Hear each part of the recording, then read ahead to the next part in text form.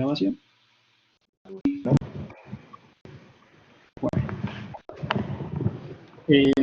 Primero que nada, buenas tardes a todos y muchísimas gracias por la asistencia a este taller. La verdad, se está llenando bastante rápido. Son 150 cupos máximos que tenemos y esperamos que se llene al máximo y que todos puedan disfrutar de la conferencia. Bueno, nuestro presentador es Ariel Mayo. No sé si pronuncié bien tu apellido, disculpa. Sí, está muy bien, está muy bien. Vale. Él lleva 15 años de experiencia de desarrollador de juegos online, aplicaciones, juegos para celulares, tabletas y pantallas táctiles, mapas interactivos, juegos, aplicaciones informativas para eventos, sitios web, presentaciones animadas, campañas, etc. Lleva 5 años en Globant, es parte de Team Lead Game Interface Designer, Senior Game Interface Designer, Senior Game Interface Designer, desarrollador front-end para Electronic Arts en Globant. También es desarrollador multimedia, con varios trabajos también de videojuegos con Cartoon Network. Son 4. También desarrollador Flash para sitios web, juegos y aplicaciones online. Y también trabajó con animación en Samsung. Bueno, sin más que comentar, Ariel, todo tuyo la presentación. Bueno, dale, muchas gracias, Sebastián. Bueno, buenas tardes a todos. Estoy, la verdad, muy contento y agradecido de que me hayan invitado a participar en este evento. Estuve pensando bastante sobre qué hablarles hoy, porque el evento es como muy tecnológico y a veces el gaming está asociado también a la tecnología y al día a día, pero quizás el tiempo no nos daba como para hacer un ejercicio, un workshop, hacerlo así por esta plataforma va a ser un poco difícil.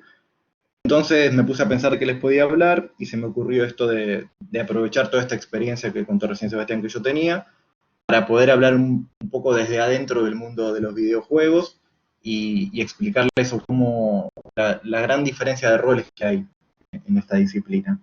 O sea, sé que todos ustedes están estudiando multimedia, es una carrera bastante relacionada con todo esto y bueno, y quería eso, ver de qué manera podemos conectarlos a ustedes con este mundo para que puedan ver si les interesa en el futuro dedicarse a esto. Primero lo que quería hacer es una pequeña definición de lo que son los videojuegos. Es algo bastante simple, sinceramente. Ahí, si buscan hoy en internet van a encontrar millones de cosas relacionadas. Pero quería como concentrarme en lo más básico, porque ahí es donde nace, ¿no?, la diferencia de por qué un videojuego y por qué no otra cosa. Como su palabra un poco lo indica, muy simple la definición que les voy a dar es video por un lado, juegos por el otro. Las dos palabras están muy relacionadas porque no tenemos videojuegos si no tenemos un juego y no tenemos un videojuego si no tenemos video. O sea, parece algo muy simple, pero es un error muy común que a veces vemos en videojuegos que suelen ser muy aburridos porque no se hace mucho foco en la parte de video, o suelen ser muy buenos los juegos, pero uno no se engancha porque la parte de video es muy mala, entonces uno termina jugando un ratito y después se va.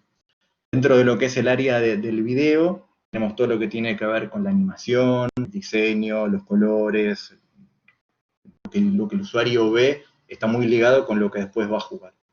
Dentro del juego tenemos lo más básico y lo más nativo, digamos, de esa disciplina, es cuando éramos chicos y jugábamos a las escondidas, o éramos chicos y jugábamos con la pelota. O sea, esa situación donde nosotros nos trasladamos a un mundo que está en la realidad, pero que a su vez está en la fantasía y con pocos elementos nos entretenemos, dejamos volar nuestra imaginación, nos evadimos un poco del día a día y encontramos un espacio para divertirnos. Cuando unimos estas dos cosas es donde aparecen realmente los videojuegos y se potencian entre sí todo el tiempo. O sea, si nosotros vemos los últimos videojuegos, los más modernos, vemos que tienen una gran interfaz gráfica, un montón de efectos especiales, pero siempre hay una idea detrás que nos permite sentir que somos otra cosa a veces, ¿no? A veces buscamos un videojuego de fútbol y sentimos que somos jugadores de fútbol, buscamos un video de un juego de guerra y el juego nos traslada que estamos realmente en una guerra, digamos, no es no sé si ustedes son de jugar videojuegos, pero no es como que se traslada en ese momento y piensa que está en esa situación, digamos. Es algo muy similar a lo que pasamos cuando éramos chicos. Dicho esto, voy a empezar a explicarles un poco cómo qué diferentes roles tenemos en los videojuegos.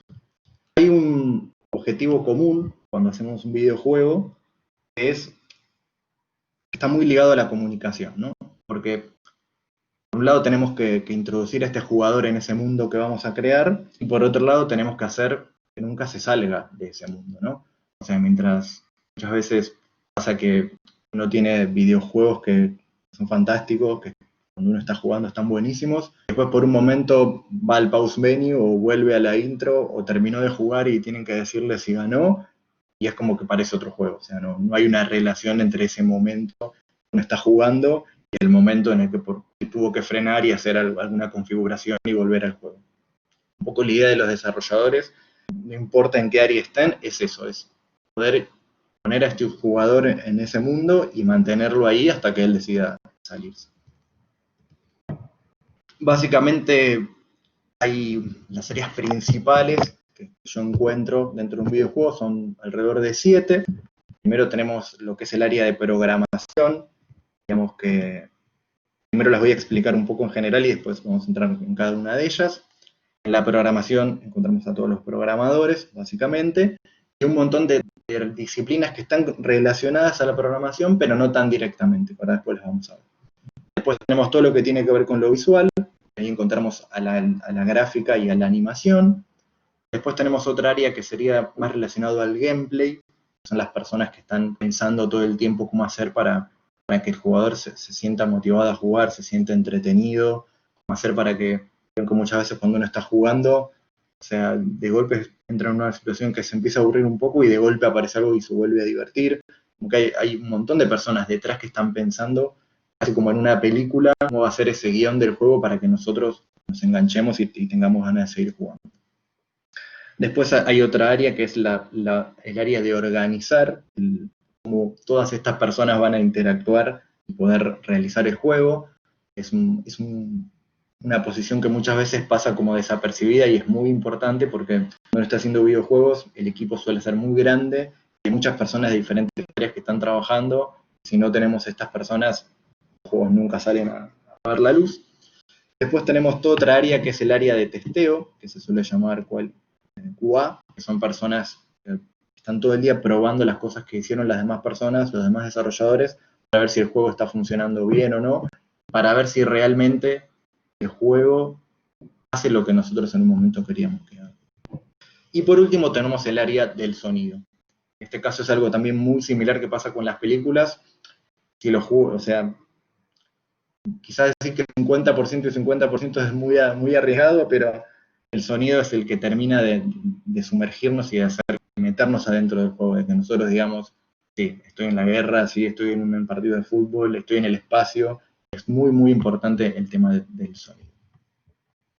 Antes de hablar de cada una de las disciplinas, quería también hablar un poquito de algunos unas cualidades, más que nada, que son comunes a todos los roles, a todas las disciplinas, que tienen que ver un poco con el día a día del trabajo de las personas que se desarrollan en videojuegos, que tienen unas cualidades que a veces son muy diferentes a lo que pasa en otras áreas y en otros trabajos. La primera de todas, estas son 5 cualidades. La primera de todas que yo elegí es la inteligencia. Es algo que en general no se dice, suele hablarse de otras cualidades, pero la inteligencia queda como un poco sobreentendido que va a pasar.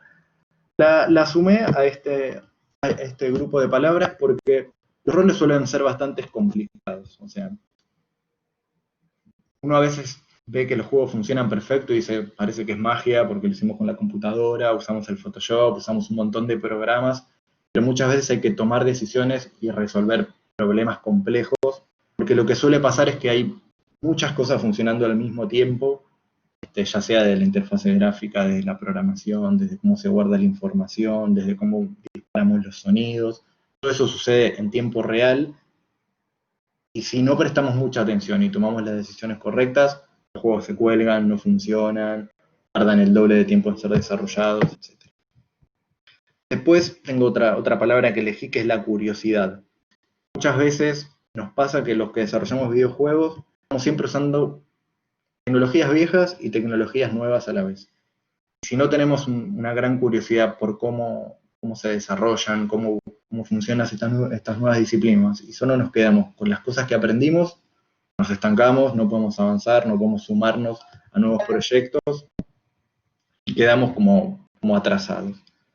Después incluí la persistencia y la paciencia, porque hay algo que tampoco muchas veces se sabe de este mundo del gaming, y es que hay que rehacer muchas cosas. O sea, los proyectos suelen durar mucho tiempo y hay que rehacer las cosas porque uno en su momento las piensa de una manera, las hace, después se da cuenta cuando la prueba dentro del equipo o afuera, que las cosas no quedaron como uno esperaba, que no eran tan divertidas como nosotros nos imaginábamos. Cuando hicimos un mundo para llevar a estos jugadores al espacio, el espacio no parece el espacio. Entonces muchas veces tenemos que retrabajar las cosas que hicimos y eso hay que tener paciencia y estar acostumbrados porque muchas veces la gente que trabaja en videojuegos viene de otras disciplinas, no sé cómo hacer páginas web, por ejemplo, del mundo editorial o del mundo del video, donde las cosas no se rehacen tantas veces como pasa en gaming. Es algo muy habitual. Después sí viene la parte creativa, la creatividad está presente todo el tiempo en cualquiera de las disciplinas, desde los programadores, que uno a veces piensa que no son gente creativa, y realmente tienen que todo el tiempo desarrollar cosas nuevas porque los animadores, la gente que hace diseño, el sonido, todos los producers, siempre tienen ideas que no están dentro de lo preestablecido y tienen que buscar siempre nuevas maneras de hacer lo que ellos saben hacer y de que funcione mejor todo el tiempo.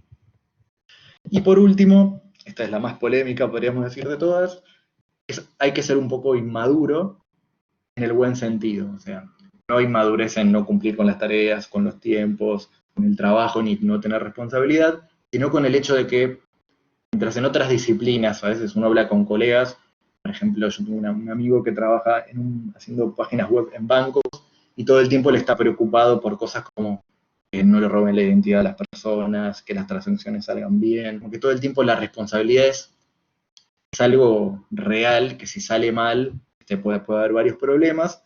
Nosotros en nuestro día a día lidiamos con que si estamos haciendo un juego en el espacio, que nuestra nave no se estrella en el momento que no se tiene que estrellar. Si estamos haciendo un juego de fútbol, la pelota tiene que girar como está en la realidad. O sea, como que los temas que tratamos muchas veces parecen superficiales, pero los que desarrollamos videojuegos nos importan mucho porque si eso no funciona, el clima no se genera y el juego es aburrido, la gente es muy crítica y en cuanto algo no le gusta o le resulta aburrido, deja de jugar y no vuelve a jugar nunca más. Hay una competencia hoy en día terrible, cada vez hay más videojuegos de grandes empresas, de medianas empresas, de empresas más chiquititas, todos conviven, entonces esas cosas que a veces en otras áreas o en otras carreras parecen cosas poco importantes, acá son súper importantes. Entonces, a veces uno llega a su casa, habla con sus amigos, con su esposa, con su familia, le preguntan qué hiciste hoy, y hoy estuve todo el día tratando de animar que el rayo que dispara mi nave se vea como un rayo real y sea creíble. Uno lo miran como que está loco, como que no está haciendo nada en el trabajo, como que va al trabajo a jugar, y realmente no es así. Por eso a veces uno encuentra que la gente que se dedica a videojuegos parece inmadura o muy informal, en realidad es porque está metida en ese mundo que es muy diferente a veces al día a día de otras personas. ¿Me quieren hacer alguna pregunta hasta acá antes que empiece a pasar los roles? Pueden hacerme una preguntita en el chat, yo estoy siempre mirando, y si no, Sebastián les puede dar la palabra por si me quieren preguntar algo. Voy a esperar unos segunditos a ver si... Yo tengo una pregunta pequeña. Decime. Bueno, mira, esta pregunta directamente de Valentina Pulido. ¿Cuál es la pregunta? La pregunta es, ¿en qué áreas te especializaste tú? Mira, yo trabajo en el área de diseño de interfase. Es medio una palabra china, pero bueno, tiene que ver con el diseño gráfico de todos los elementos que hay en un videojuego que tienen que ver con transmitir la información al usuario, ¿no? Al jugador. Desde las barras de vida, de cómo mostrar los puntos, cómo mostrarle al jugador cuando recibe un premio, toda esa información que se ve en el videojuego, que quizás no está relacionada con los gráficos, ni con el 3D, ni con la parte más del juego, sino con comunicarle al jugador qué es lo que está pasando en ese videojuego. Muchas veces lo que suele pasar, antes no se le daba tanta importancia a esta disciplina, ahora de a poco se le está dando más importancia, es que se desarrollaba el motor del juego, vamos a poner un ejemplo un ejemplo de juegos de fútbol que son bastante claros, se le da mucha importancia al momento en que, bueno, el jugador, ponías a los 11 jugadores de cada lado y tenían que patear la pelota y hacer que eso se vea real. Después había situaciones que vos te ibas al menú para elegir el equipo y era aburridísimo. Lo terminaban haciendo los programadores, lo terminaban haciendo los que hacían 3D, o sea, como que muchas veces hay muchas limitaciones de cuanto a performance que hacen que eso quedara relegado, pero bueno, poco a poco se dieron cuenta que eso también forma parte del juego y son muchos más integrados y se le da mucho más tiempo y de desarrollo a esa parte, al momento de cuando el usuario tiene que interactuar con lo que está pasando en el juego, tenga un diseño mucho más acorde al videojuego y a... Mira, hay otra que dice, ¿cuáles crees que sean los factores que hacen destacar un videojuego? Bueno, en este sentido, para mí, lo que es muy, muy importante es la idea del juego. Creo que ese es casi el factor principal, que la idea sea buena, porque hoy hay muchos juegos parecidos, hay muchos juegos con mucha calidad gráfica, o sea, no importa el juego que uno juegue, si en general, aunque sea de medianas o chicas, empresas chicas, la calidad gráfica es muy buena, entonces todos los juegos se empiezan a aparecer desde lo visual. Entonces la idea es lo que hace que ese juego sea diferente, que los usuarios se enganchen y digan, che, quiero jugar este juego porque es muy original, es muy divertido, y es muy diferente a los otros juegos que hay hoy en el mercado. Creo que eso es lo más difícil de lograr, porque si uno puede copiarse o sentirse inspirado en la gráfica de otros videojuegos, pero si uno copia la idea, es como que se está copiando el juego y su juego ya no es su juego, es el mismo juego que otro. Entonces, ahí es donde creo que hoy en día, sobre todo, pasa la diferencia entre los videojuegos y es lo que hace que un juego sea más exitoso que otro. Aquí hay una súper importante y es, ¿cómo crees que está la industria en América Latina y si hay oportunidades laborales? Sí, de esto iba a hablar un poquito más adelante, pero lo voy a hablar ahora. Hoy en día hay muchísimas oportunidades laborales para lo que son los videojuegos en América Latina y en Europa, en Estados Unidos, en todos lados, porque en este momento, como pasa también con otras áreas, pero en este caso más, hay mucha demanda de profesionales del área de los videojuegos, de todas las áreas, porque hay pocas personas que se sienten atraídas por esto. No porque no sea atractivo el desarrollo de videojuegos, sino porque lo ven como algo lejano, como algo, no, para eso hay que saber mucho, o eso pasa solo, esas cosas pasan solo en Estados Unidos, acá no se puede hacer. Lo que está pasando, en todos los países falta gente que se dedique al desarrollo de videojuegos. Sinceramente, no sé cuál es la razón exacta de por qué eso pasa, pero es algo que está sucediendo. Entonces, hay muchas posibilidades. Muchas veces quizás en América Latina no hay empresas donde ir a trabajar para hacer videojuegos grandes, suelen ser más pequeñas o suelen ser emprendedores, pero hay muchas empresas de afuera que buscan gente en América Latina para realocar. Entonces, hay que estar bien preparado porque en general cuando buscan a alguien relocar no buscan gente junior, sino que buscan gente más capacitada, pero si uno se prepara y junta experiencia en su país, hay muchas posibilidades de ser relocado hacia afuera. Vamos a retomar después. Ok, dime. Mira. Voy a ir leyendo algunas preguntas. Bueno, dale, si quieres ver leyendo. Sí, yo voy leyendo.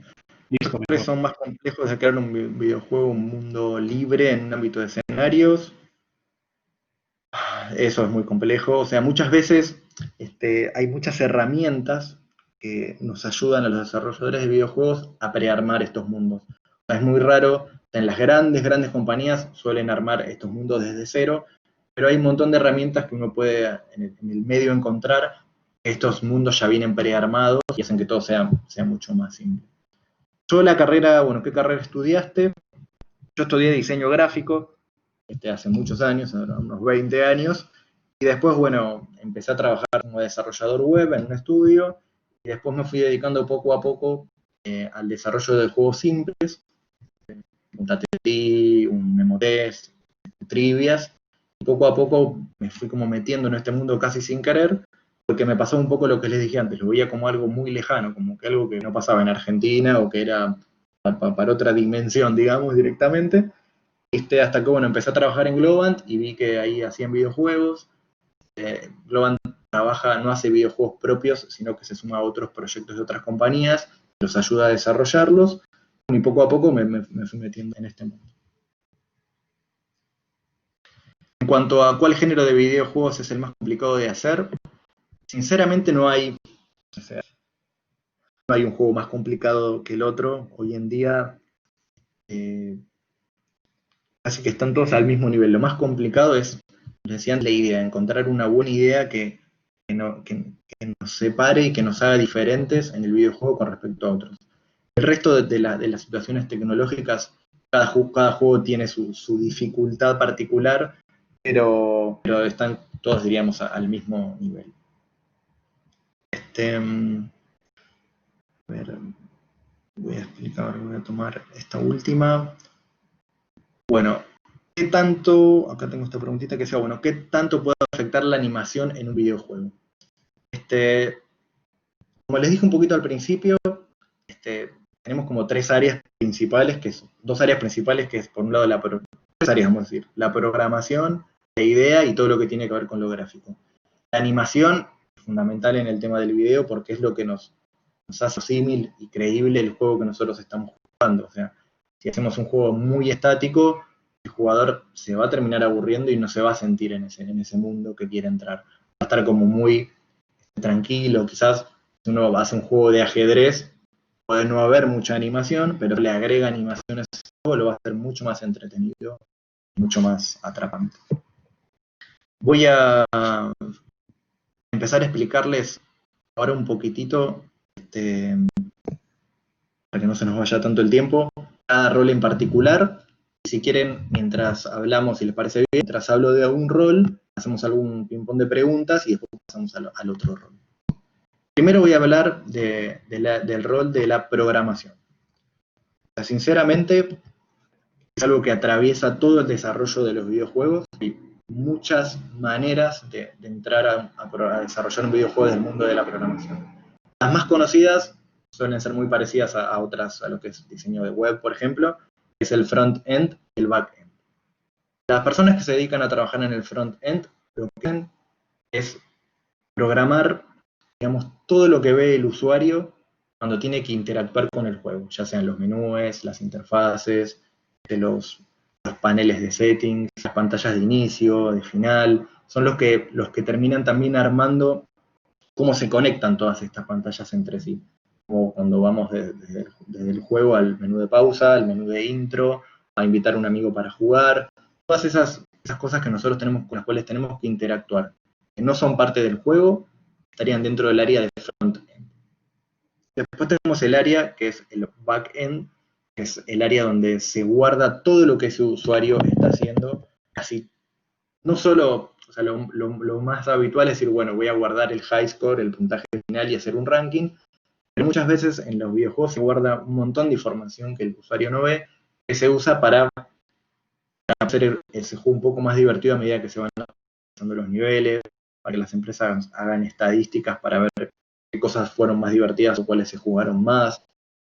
Casi toda la información que uno está usando e interactuando en un videojuego se termina guardando en algún lugar. Eso es lo que hacen los programadores de back-end.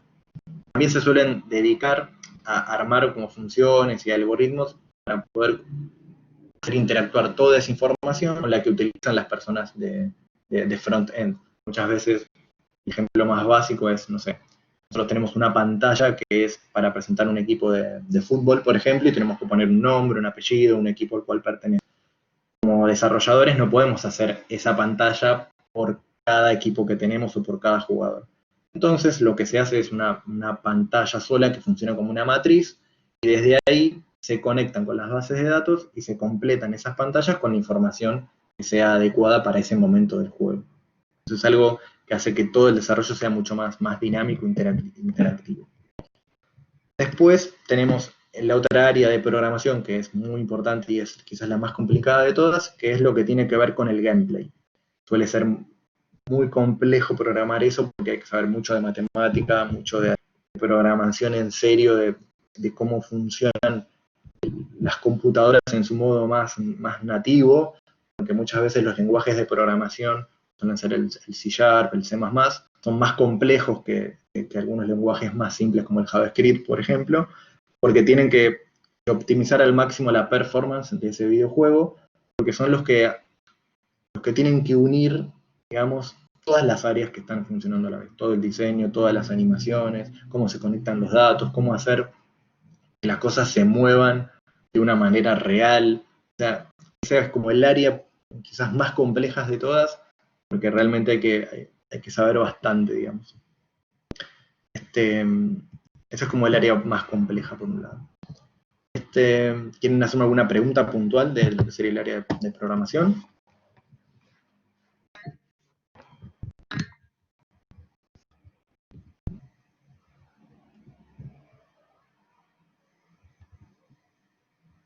Bueno, acá yo veo que escribieron una que dice: la matemática se aplica mucho, relativamente o no, necesariamente en el diseño del código del juego. Sí, o sea, es como que te decía un poquito recién. Se aplica en determinadas áreas. Lo que es programación de front-end y back-end quizás no se aplica tanto, pero sí en lo que es el área de gameplay, porque muchas funciones tienen que ver con trigonometría, de geometría, son cosas que pasan a un nivel muy bajo de la programación, que si no funcionan bien, los juegos se ven lentos o no funcionan. Para el portafolio de un programador, que debe contener para hacerlo más llamativo. Creo que hoy en día lo que más se está buscando es que sepa programar en C++ o en C#. Como que hay una gran demanda de ese tipo de programadores, porque como les decía antes, es muy complejo y es lo que más se está buscando. Y después se buscan otro tipo de cualidades que se buscan los programadores y también en los otros roles, que les suelen llamar los soft skills, que quiere decir la capacidad que tiene esa persona de poder comunicarse y relacionarse con otros. Porque hacer un videojuego es un trabajo en equipo bastante grande, que dura mucho tiempo, entonces tiene que el equipo estar como muy organizado y ordenado y tener una comunicación fluida para que las cosas se puedan resolver rápido y no se demoren. Muchas veces lo que suele pasar es que, no sé, tanto los programadores, animadores, todos, pasan mucho tiempo solos en su computadora estudiando, aprendiendo, trabajando, y después son personas cerradas que a veces no están dispuestas a recibir un feedback, a trabajar con alguien. Entonces muchas veces no solo se busca un buen programador, sino que se busca una persona que sea easygoing, le llaman, a veces en inglés, como que sea fácil de llevar, de trabajar, de que sea comunicativa. De nada sirve una persona que sea súper inteligente y que después solo trabaje solo y no se pueda sumar a un equipo. O sea, a veces es mucho más difícil aprender todos estos soft skills que la parte técnica. Porque la parte técnica es donde sentarse, estudiar y aprenderla. Y te la explican una vez, 2 veces, 3 veces, las veces que uno necesite, hasta que lo aprende. Pero todo lo que tiene que ver con la personalidad a veces lleva más tiempo. Por eso muchas veces suele pasar que uno está buscando trabajo y entra el job description que hay en sus páginas web, ven que no hablan de cosas que tienen que ver con la programación, o con el diseño, o con la animación. Dice: buscamos una persona que sepa presentar sus trabajos, buscamos una persona que sepa presentar sus ideas, que valore el trabajo en equipo, que a veces parece que son como espacios comunes o clichés, que todos lo ponen, pero es por eso que lo ponen, porque realmente en videojuegos se trabaja mucho en equipo, y los equipos suelen ser muy grandes y suelen pasar mucho tiempo juntos. Esto es algo que pasa tanto en las empresas grandes como en las empresas chicas. Quizás en las empresas chicas a veces ese proceso se da de un modo más caótico y un poco más desorganizado, pero hay muchísimo trabajo en equipo.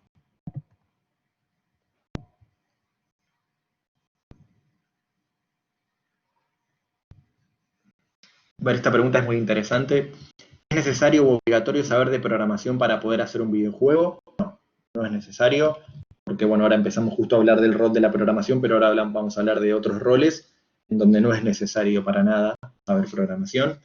Sí, está bueno que uno sepa O sea, lo mínimo que uno tiene que saber de la programación, que es lo que, aunque se dedique a otra área, es que es lo que hace que el juego funcione y hay que tenerlo en cuenta. Muchas veces una persona, por ejemplo, puede ser animadora y venir de un estudio de animación tradicional donde todo se anima cuadro a cuadro o usando programas de video que consumen un montón de recursos. Cuando uno empieza a trabajar en un videojuego, eso se hace de un modo totalmente diferente, entonces tiene que adaptar y entender que aunque no sabe programar, la programación va a limitar un poco ese trabajo. Entonces va a tener que trabajar en equipo con los programadores para entrar como en un punto de inflexión y llegar a un acuerdo de hasta dónde podemos utilizar ciertos recursos para animar y hasta dónde el programador después va a animar un poco esas cosas que nosotros queremos hacer. Pero no es obligatorio saber de programación.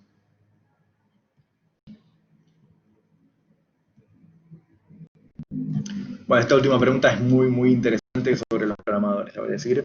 ¿Qué tal la sensación de resolver un error y que esta solución conlleve a más errores? ¿Has invertido un día entero en resolver errores? Claramente mucho más de un día. Lo que suele pasar, voy a hacer un rápido calendario. Cuando uno planifica hacer un juego, tiene diferentes etapas. Y así al final, la etapa que está es la de resolver los errores. Muchas veces, como somos muchas las personas que trabajamos, si uno frena cada vez que encuentra un error, el desarrollo se hace interminable. Entonces se suele trabajar de un modo iterativo, que lo que quiere decir es, bueno, cuando tenemos nosotros esta idea de hacer un juego, por ejemplo, vamos a pensar en un juego del espacio. Entonces nosotros queremos hacer un juego en el que va a suceder en el espacio, donde el jugador tiene que viajar de la Tierra a la Luna. Genial. Hacemos una primera versión donde simplemente el jugador llega de la Luna, de la Tierra y llega a la Luna. ¿Está funcionando o tiene algún error? No, está funcionando. Hacemos una segunda etapa.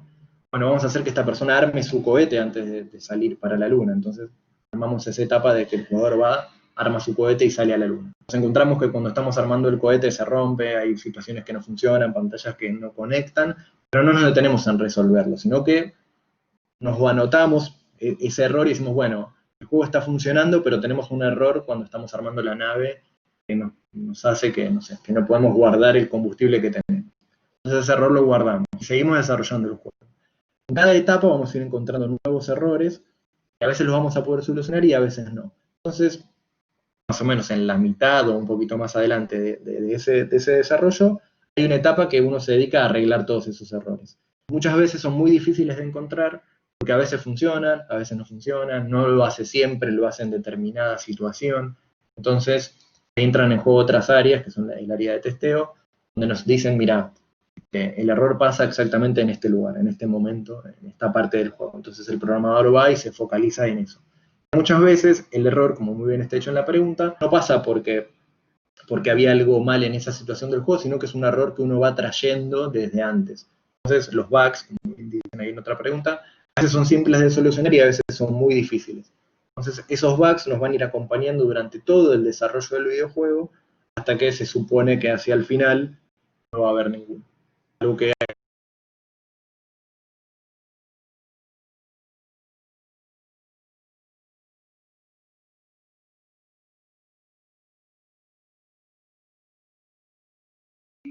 Un momento, chicos, bueno, ya resolvemos en cuando. Sí. se te cayó por un momento El audio.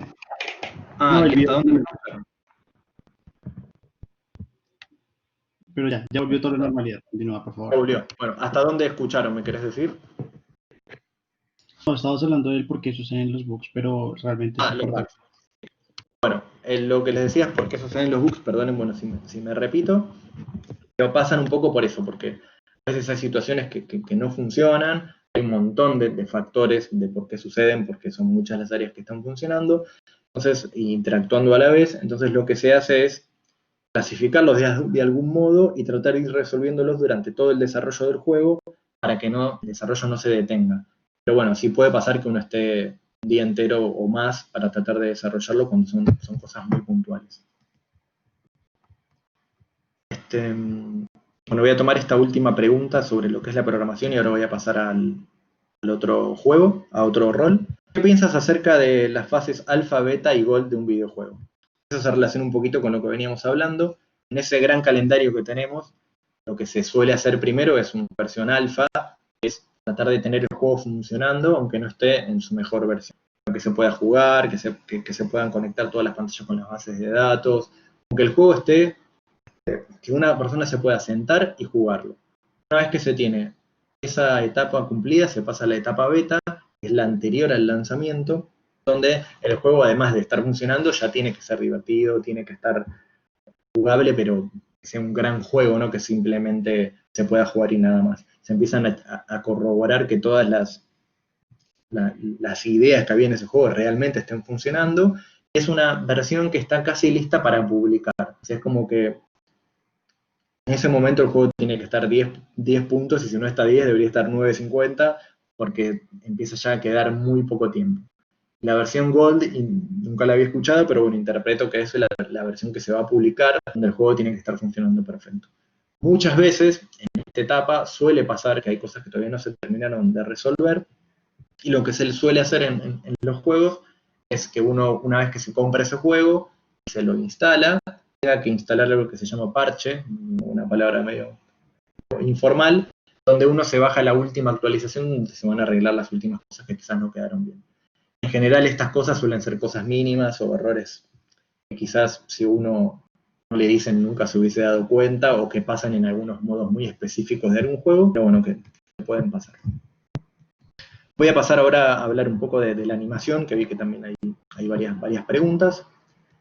El mundo de la animación se basa, en cuanto a los roles de videojuegos, se separa como en dos grupos.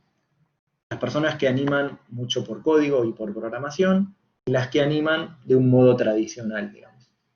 Dentro de este modo tradicional, lo que encontramos son todas las secciones y las partes de los juegos que tienen que ver con la cinemática, que le llaman, que es algo que al principio, en el origen de los videojuegos, no había tanto, pero cada día empieza a haber mucho más. Es, no sé, cuando aparece la presentación del videojuego, cuando empezamos en un nuevo nivel, esas animaciones que están hechas casi un video, o sea, no es una película, pero es un video, porque son las que nos introducen en la temática del juego, las que nos explican qué es lo que tenemos que hacer. La diferencia que hay con una película es que los programas que se usan y los motores de render que le llaman son más simples, y muchas veces suelen trabajar con los, digamos, con los mismos elementos que hay en los juegos, y no se hacen modelos de 3D, por ejemplo, especiales para eso, sino que se usan los mismos modelos que se usan en los juegos. Entonces eso le da ciertas características a la animación, que es muy diferente a la de las películas, pero también comparte un montón de elementos. Se suelen usar programas como el Maya, o el Cinema 3D. Son programas de animación especiales para películas, que a veces también se pueden usar para videojuegos, y tienen que ver más con el aprendizaje de animación tradicional. En cambio, en las otras áreas que se trata de animar por código, aunque hay cosas que se comparten, el perfil de ese animador es muy diferente, porque cuando quiere animar algo, no va a agarrar, o si por ejemplo quiere ver una pelota, no va a animar en una línea de tiempo una pelota, sino que por código tiene que darle propiedades a esa pelota para que pueda rebotar, para que se pueda golpear, para que pueda salir por el aire y caer con un efecto de gravedad. Como que son dos áreas bastante diferentes, tienen algunas cosas en común, como por ejemplo que si uno va a hacer rebotar una pelota, tiene que saber que rebota siempre a la misma velocidad, sino que cada vez que rebota va a ir como perdiendo un poco de fuerza y se va a ir haciendo más lenta, pero el modo de llegar a esa animación desde de los animadores que programan y desde los animadores que tienen un conocimiento de animación tradicional es muy diferente. Pero cuando uno está jugando y ve el resultado final, no debería saber qué tipo de animador lo hizo. Debería poder decir qué bien que robó esta pelota y no estar tan preocupado por eso. Pero bueno, son dos roles bastante marcados. El rol de animador, que tiene que ver con el rol de la programación, es un rol muy complicado de conseguir. Se llama Technical Artist, y hay mucha demanda en el mercado de ese rol, porque siempre es una persona que tiene que tener un poco de los dos mundos, del mundo de la programación y del mundo de la animación y del arte, en cierto modo, porque a veces tiene como la idea de prejuzgar y decir, no, los programadores son muy lógicos, son muy analíticos, En este caso se necesita un programador que sea lógico, que sea analítico, pero que también esté preocupado por la animación, por el clima de una animación, como una persona no tan analítica, sino más descontracturada e informal. Es un rol que siempre se está buscando porque es muy difícil.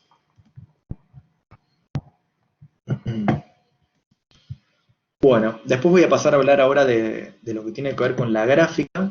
Acá tenemos también 3 grandes áreas. Una es el área 3D, otra es el área 2D y otra es el área de UI. El área de UI ya les hablé un poquito al principio, voy a demorar mucho con eso, así podemos hablar más de otras cosas que tenemos.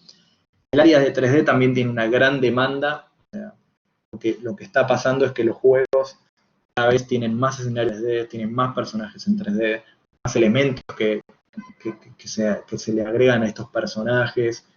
Es una tecnología que todo el tiempo se está actualizando, entonces nunca son suficientes las personas que hacen 3D. Es algo que además lleva mucho tiempo de hacer, o sea, también hay como un falso prejuicio de pensar que los programas de 3D hacen todo solos y lo hacen todo fácil. Hay muchas herramientas que nos ayudan a que parte del trabajo se haga de un modo más rápido, pero si uno no sabe modelar, digamos, modelar no tiene simplemente que ver con saber un programa, sino con saber cómo se forma una cara, cómo se forma un cuerpo, cómo se forma una nave, cómo se comportan los elementos cuando están en un medio ambiente, cómo se iluminan, todas esas cosas que tienen que ver desde un punto de vista más tradicional del modelado, se aplican del mismo modo en lo que es usar los programas, por lo cual lleva mucho tiempo y mucha práctica de realizar esos modelos y se hacen mucho. Es algo que a veces uno entra en un equipo de videojuegos y empieza a ver que hay, no sé, por ejemplo, 3 diseñadores gráficos, 5 animadores, 50 programadores y 50 personas que están modelando en 3D. Me dicen, wow, ¿por qué hay tanto, no? Pero es un puesto que se busca mucho. También hay mucha competencia y hay mucha gente que lo hace porque es algo que está relacionado con lo artístico, que siempre la gente joven tiene un programa, los chicos, y se empiezan a dibujar en una tableta y enseguida se encuentran con un programa de 3D y se ponen a modelar. Entonces hay un montón de personas, pero cuesta mucho perfeccionarse y ser realmente bueno. Hay una gran diferencia entre cuando uno participa en un proyecto de una compañía grande, porque hacen todo desde cero. Cuando uno entra en una compañía más mediana o chica, utilizan muchos modelos que ya están prearmados. Entonces eso acelera mucho el trabajo, pero también lo hace a veces un poco más difícil de modificar, porque a veces uno se compra un paquete con unos personajes, después los quiere arreglar porque quiere hacerles algo, y esos personajes están hechos de un modo que uno no sabe, entonces le lleva mucho tiempo tratar de modificarlo. Como que a veces uno piensa que comprando modelos prearmados o escenarios que ya existen va a ahorrar tiempo, quizás ahorra mucho tiempo al principio, pero después cuando lo quiere modificar o seguir con el desarrollo, se empieza a complicar. Acá me hacen una pregunta que es, ¿cuántas personas se necesitan como mínimo para la creación de un videojuego? No hay un número, sinceramente no hay un número, pero lo que sí hay es, depende hasta dónde uno quiere llegar. Uno a veces escucha historias que dicen, de todo tipo, desde que 3 personas hicieron un videojuego y el videojuego es súper exitoso, a que 500 personas hicieron un videojuego y el juego es un fracaso. Ya no se trata a veces tanto de la cantidad de gente, sino de tener en claro cuál es la expectativa de cómo quiere uno que sea ese videojuego al final para saber cuánta gente va a necesitar. Si nos ponemos a pensar, por ejemplo, en un juego, no sé, por ejemplo, vamos a hablar del FIFA, que es un juego muy conocido, uno necesita, y ahí la empresa que lo desarrolla es una empresa enorme, tiene cientos de personas en ese desarrollo, quizás sean, sinceramente no sé el dato, pero imagino que pueden llegar a ser hasta 1000 personas, porque hay muchas personas especializadas en muchas áreas que hacen quizás una parte de ese videojuego y después no lo hacen más, pero que están sumadas. Si uno a veces ve los títulos, así como cuando termina una película aparecen todas las personas que trabajaron, los videojuegos pasa lo mismo, y cuando uno va a los créditos, ve que hay un montón de personas en áreas que uno ni siquiera sabía que existían, digamos, se necesita mucha gente. Si uno quiere hacer un videojuego un poco más simple, digamos, para mobile, por ejemplo, quizás puede armar un equipo mucho más chico. Puede decir, bueno, básicamente vas a necesitar una persona en cada rol, que puede ser un animador, un programador, un ilustrador, y alguna persona que pueda un poco integrar todas esas áreas. Con 4 personas podrías hacer un videojuego simple. Pero lo que te va a pasar es que vas a necesitar utilizar muchos recursos que ya existen. Las personas van a solaparse entre algunos roles. Por ejemplo, va a tener que tener la idea y llevar a cabo esa idea y tratar de que el videojuego tenga algún sentido. Con 5 personas podrías armar un videojuego muy simple, necesitar mucho más tiempo, que estas 5 personas realmente puedan complementarse mucho y poder ocupar roles de un área que no es la que más le pertenece. Debería ser un programador que sepa de animación, un ilustrador que sepa de programar, un diseñador gráfico que se anime a integrar los assets en ese videojuego. Pero se puede, hay un montón de casos de videojuegos que cuando uno se entera puede creer que lo hayan hecho de 10 personas.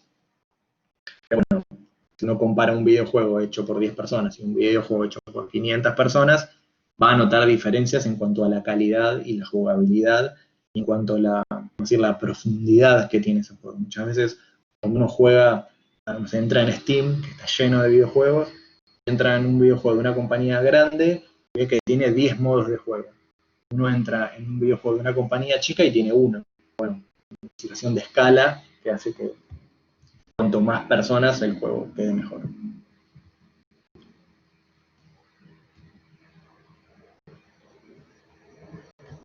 Acá hay una pregunta que pusieron, ¿qué es mejor valorado, un animador o un programador? Sinceramente, no, es muy difícil comparar cuál es más valorado, porque los dos, o sea, lo que se valora es el nivel de esa persona. O sea, si vos comparás un muy buen animador con un muy buen programador, van a estar al mismo nivel, porque es casi una pregunta que se responde sola. Muchas veces pasa que es más difícil encontrar animadores que se dediquen al desarrollo de videojuegos que programadores. Okay. Programadores hay un montón de programadores que desde otras áreas pueden sumarse al desarrollo de videojuegos, que hay muchas cosas para hacer. En cambio, un animador es más difícil de encontrar, porque los animadores en general se suelen dedicar más al cine y no tanto a la animación de videojuegos. Eso es algo, una tendencia que se está revirtiendo. Podríamos decir que quizás es más difícil encontrar animadores que programadores, pero que eso sea más difícil no hace que sean más valorados. Es como que los programadores los programadores buenos de verdad también son muy difíciles de encontrar. Por su gracia, si entonces animado hay tanta competencia. En cierto modo es cierto, no hay tanta competencia porque hay menos. Podríamos decirlo así.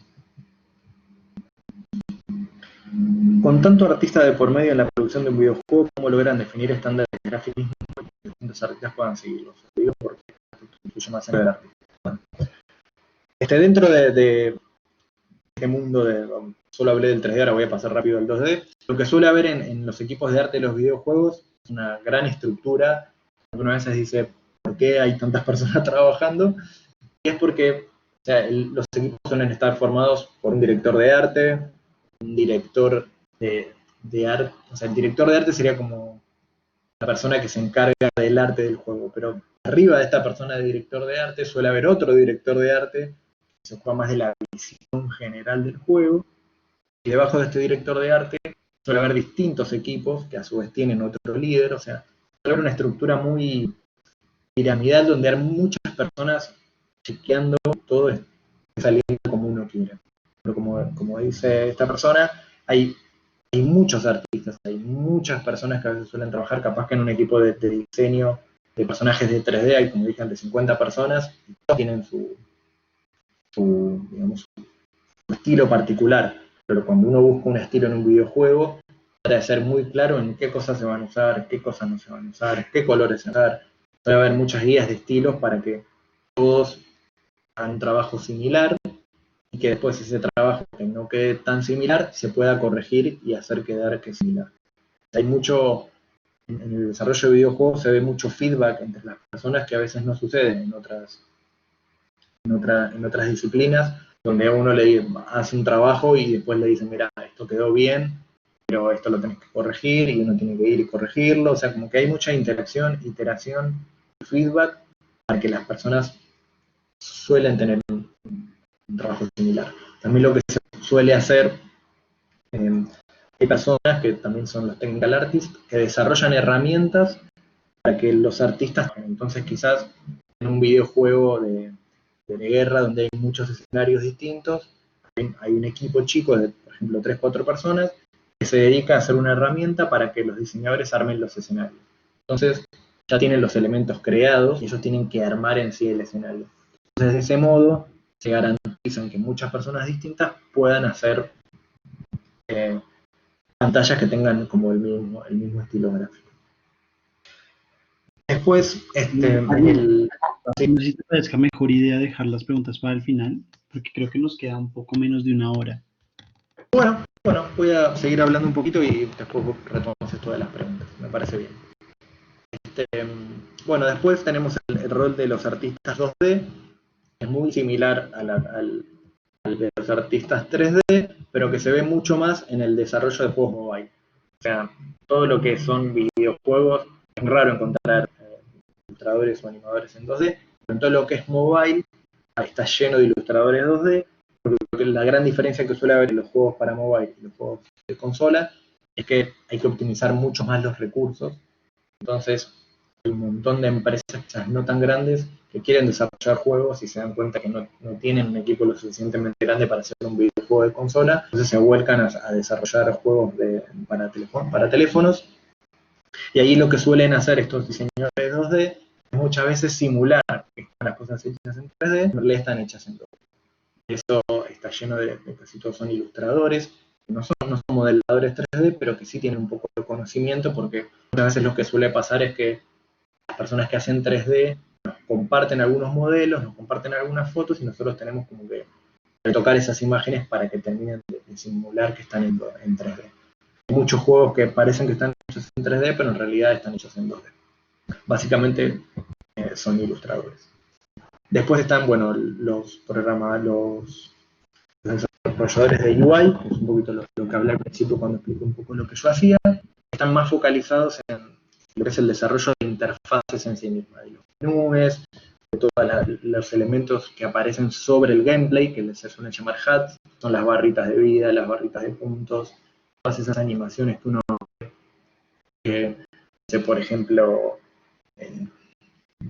cuando gana algo en un juego mobile y le aparece un cartelito que dice 10 puntos, ganaste 20 puntos, todos los pop-ups de interacción de si querés salir, querés entrar, querés comprar, todo ese tipo de, todos esos elementos que no son parte del motor del juego y no son ilustraciones, están hechas por los diseñadores de interfaz. Bueno, voy a pasar ahora a hablar un poquito del gameplay, pero desde otro lugar, no desde la animación y desde la programación, sino desde la idea. En este lugar encontramos dos grandes roles, que son los diseñadores de UX, que significa experiencia de usuario, y los producers. Entre estas dos personas son las que articulan cómo vamos a hacer esta idea en el videojuego. Los producers están muy focalizados en la idea, en las que quieren que pase en ese juego. No tienen por qué saber ni de programación, ni de animación, ni de nada, solamente están muy pendientes de qué cosas funcionan y son divertidas y hacen que los jugadores tengan ganas de jugar a estos juegos. Están todo el día pensando ideas, todo el día interactúan con el equipo diciendo, bueno, yo quiero que pase esto, quiero hacer esto otro, y esto que vos me entregaste no está sucediendo. O sea, muchas veces los producers vienen con ideas muy locas, que lo primero que le decimos es no se puede, y después insisten tanto que tratamos de buscarle la vuelta. Siempre nosotros como programadores o animadores estamos acostumbrados a, de un modo, a hacer siempre lo mismo y a resolver los mismos problemas. Ellos traen siempre cosas nuevas para hacer. Entonces siempre hay como una resistencia en ese encuentro, pero que cuando se logra articular de un modo adecuado, trae buenos resultados. Los producers muchas veces están dándole la vuelta a cómo un mismo juego se puede jugar de diferentes maneras. A veces, originalmente, los juegos tenían como una misión principal, tenían como un guión muy parecido al de una película donde empezaban y terminaban, y poco a poco eso se fue haciendo más interactivo, Y un juego se puede jugar como de muchas maneras diferentes. A veces lo más básico es, bueno, hay un equipo que juega contra otro equipo, y vos al principio jugás del equipo de los buenos, y una vez que jugaste a ese lado, después vas y jugás del lado de los malos. Algunos juegos más que tienen que ver con lo deportivo se pueden jugar desde la perspectiva de un jugador, desde la perspectiva de todo el equipo, o desde siendo el manager de ese equipo y no ni siquiera jugando después al juego. Como que todas esas ideas vienen de mano de los producers. Y de los diseñadores de UX es algo que está relacionado con la idea, pero más desde un punto de vista de cómo se percibe ese juego y de si todas esas cosas que nosotros queremos que pasen realmente están pasando, ¿no? Cómo es más fácil para que aplican diferentes técnicas para ver que las personas que están jugando a ese juego realmente estén conectados con eso desde un lugar, muchas veces se dice desde la usabilidad, es decir que si queremos que el jugador haga algo, buscar hacerlo de una manera rápida para que el jugador no se salga de ese clima en el cual entró del juego. ¿Sí? Entonces estamos jugando, necesitamos comprar un arma nueva. Para comprar el arma tenemos que hacer 50 pasos, se pierde un poco la interactividad. Entonces se tiene que buscar un equilibrio entre decir, bueno, si este jugador necesita una arma nueva, ¿cuál es la mejor manera para que ese jugador consiga esa cosa que quiere hacer sin que se vaya de esta idea del juego? Pasa un poco por ahí. También hay otra área menos conocida de los diseñadores de UX, es que una vez que está el juego armado, arman equipos de testeo para no si funciona bien el juego, si tiene errores, sino para testear si realmente es divertido. Realmente esta idea que teníamos nosotros de hacer un juego está funcionando o quedó súper aburrido y a él no le va a gustar. Es algo que en las grandes empresas se hace mucho y en las empresas chiquitas no tanto porque lleva un gran costo, pero que de algún modo siempre la persona de UX se las ingenia, aplica toda su experiencia para que eso se pueda probar de algún. Después tenemos otro rol, que es el que pasa mucho más desapercibido, que es el rol de los project managers, que son los que organizan y planifican todo este desarrollo. O sea, no es nada fácil organizar un proyecto que uno sabe de antemano que va a durar 1 año o 2 años, porque se necesita planificar y se necesita hacer un seguimiento para ver a medida que vamos atravesando este tiempo, el juego esté alcanzando, digamos, los objetivos que se fueron planteando. Hay diferentes metodologías, la más común hoy en día es el Agile, donde se va iterando mucho sobre estos ciclos para ver que todo vaya saliendo bien, pero bueno, también hay otras metodologías más tradicionales.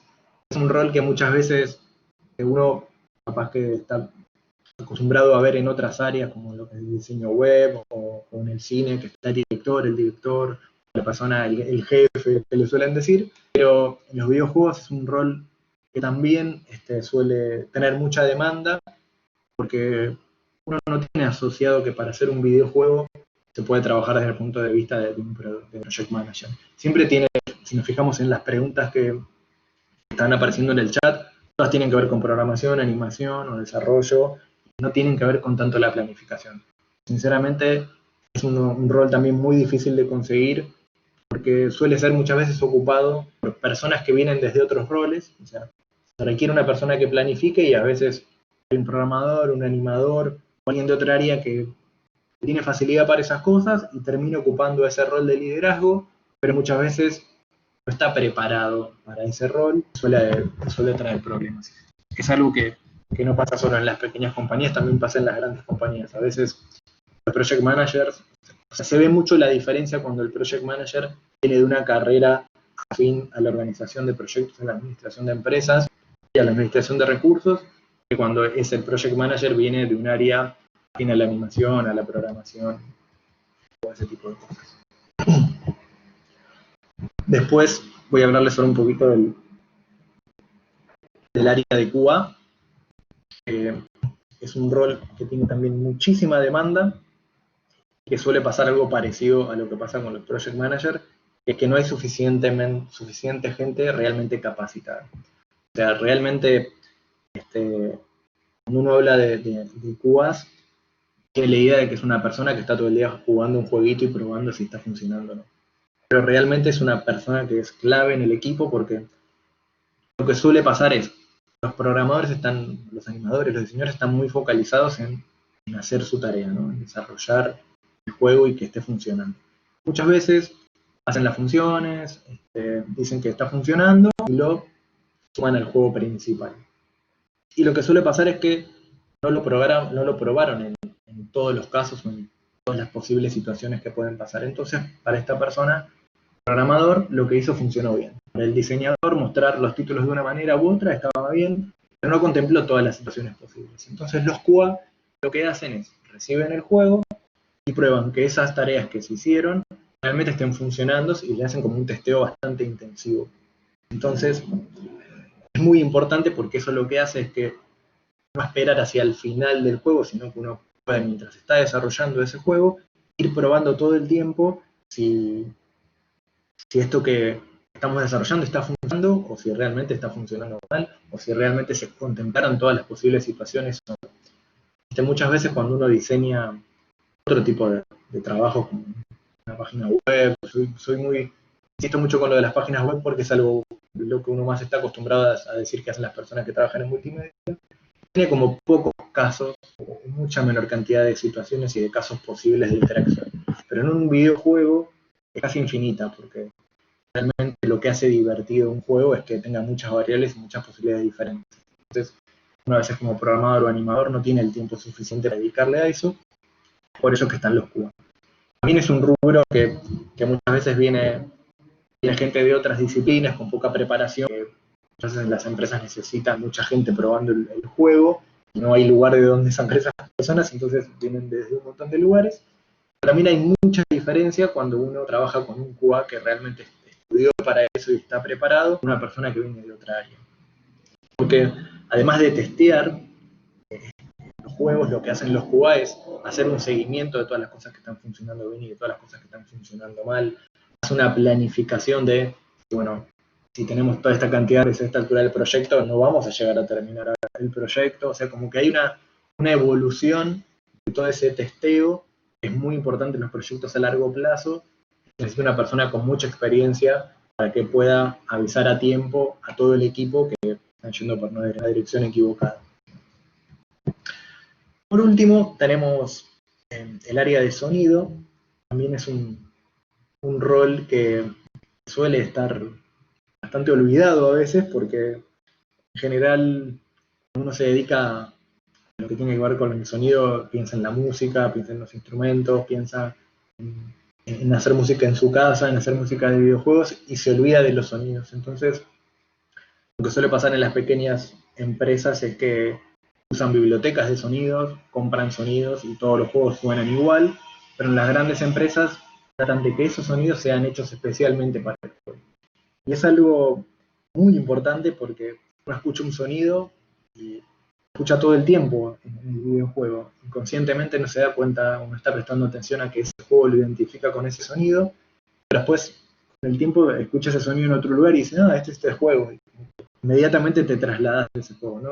No solamente se trata de buscar sonidos que generen una ambientación, sino se trata de buscar sonidos que realmente identifiquen ese juego y lo separe de otros. Seguramente conocen el juego de Candy Crush. Cada vez que uno hacía determinada alineación de caramelos, tenía un sonido, una palabra muy particular, que uno lo identificaba automáticamente. Entonces, desde el jugador, cuando escucha ese sonido, ya sabe que alineó los 3 o 4 caramelos sin necesidad de estar viendo si ya está teniendo un color u otro. Es como que cuando el sonido está bien aplicado, es muy importante en el videojuego y ayuda mucho. También es un rol que se necesita bastante y que hay bastante demanda porque, como les decía antes, la gente que se dedica a la música se suele querer dedicar a la música y no se dedica a trabajar en videojuegos. Es como pasa con las películas, ¿no? Cuando se hace una película, en general después se vuelven a grabar todos los sonidos para que realmente queden bien y puedan llevarlo a uno a completar ese clima. Como que si uno ve una película sin sonido, se está perdiendo una gran parte. Pasa lo mismo con los videojuegos. O sea, en general, la música y los sonidos son muy importantes y siempre se necesita gente que haga eso. Muchas veces lo que suele pasar es que algunas empresas lo que hacen es contratar pequeñas empresas que le hagan esa parte. También es algo que pasa en los videojuegos, es que, como les dije antes, los ciclos son muy grandes y hay muchas áreas, entonces es muy difícil tener internamente un departamento que se dedique a cada una de ellas. Entonces lo que se busca es, para algunas situaciones, para algunas disciplinas, se contrata una empresa que se dedique a hacer eso. Entonces quizás la empresa principal está concentrada en desarrollar el videojuego, en paralelo otra empresa se está dedicando a hacer los sonidos. Bueno, esto es un poco a grandes rasgos lo que tiene que ver con los roles.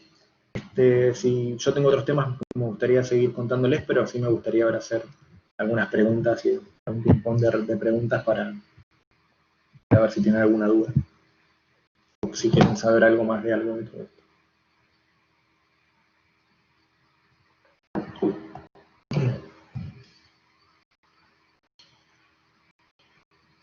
Bueno, me imagino que ya que estás abriendo el espacio para las preguntas, por favor, muchachos, hagan sus preguntas de una vez. Aprovechemos que ahí le está dando el momento.